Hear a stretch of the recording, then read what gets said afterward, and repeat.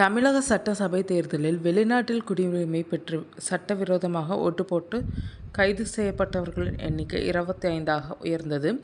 சொந்த நாட்டுக்கு செல்ல விமான நிலையம் வந்தபோது கைவிரலில் இருந்த மையால் அவர்கள் சிக்கியுள்ளனர். இந்திய தேர்தல் விதிகளை மீறியதற்காக காவல்துறை இந்த நடவடிக்கை எடுத்தது. இந்தியர்கள் சிலர் வெளிநாடுகளுக்கு சென்று அங்கேயே நிரந்தரமாக தங்கியிருப்பதோடு அந்த நாட்டு பிரஜையாகவும் மாறி குடியுரிமை பெற்றுவிடுகின்றனர். அவர்களுக்கு இந்திய பாஸ்போர்ட்டுகள் ரத்து செய்யப்பட்டு அந்த நாடுகளின் பாஸ்போர்ட்டுகள் வழங்கப்பட்டு விடும். அப்படிப்பட்ட வெளிநாட்டு குடியுரிமை பெற்ற இந்தியர்கள் இந்தியாவுக்கு வழக்கம் போல் வந்து சென்று கொண்டிருக்கலாம்.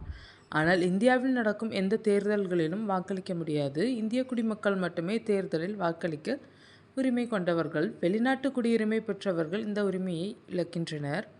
வெளிநாடு வாழ் இந்தியர்கள் வாக்காளர் பட்டியலில் இருந்தால் வாக்களிக்கலாம். இது இந்திய சட்டத்தின் பொதுவான நிலை.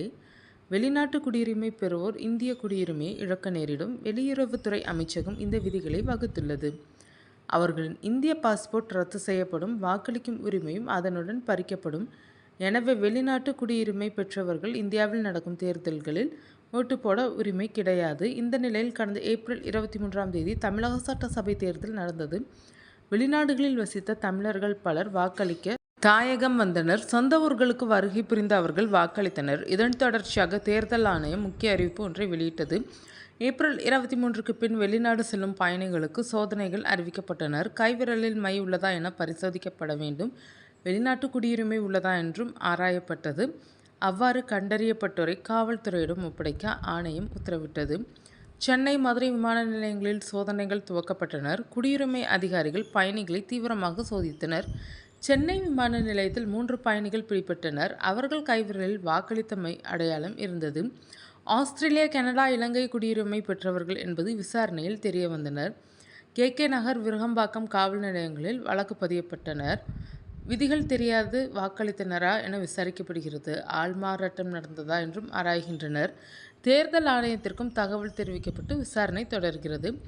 சென்னை விமான நிலையத்தில் கடந்த மே 7ஆம் தேதி முதல் 14ஆம் தேதி வரை நடத்தப்பட்ட சோதனைகளில் வெளிநாட்டு குடியுரிமை கொண்ட 4 பெண்கள் உட்பட மொத்தம் 10 பேர் தமிழக சட்டசபை தேர்தலில் வாக்களித்தது உறுதி செய்யப்பட்டது. இந்த நிலையில் சட்டவிரோதமாக ஓட்டு போட்டவர்களின் எண்ணிக்கை 25ஆக அதிகரித்துள்ளது. அவர்கள் அனைவரும் கைது செய்யப்பட்டு நீதிமன்றத்தில் ஆஜர்படுத்தப்பட்டனர்.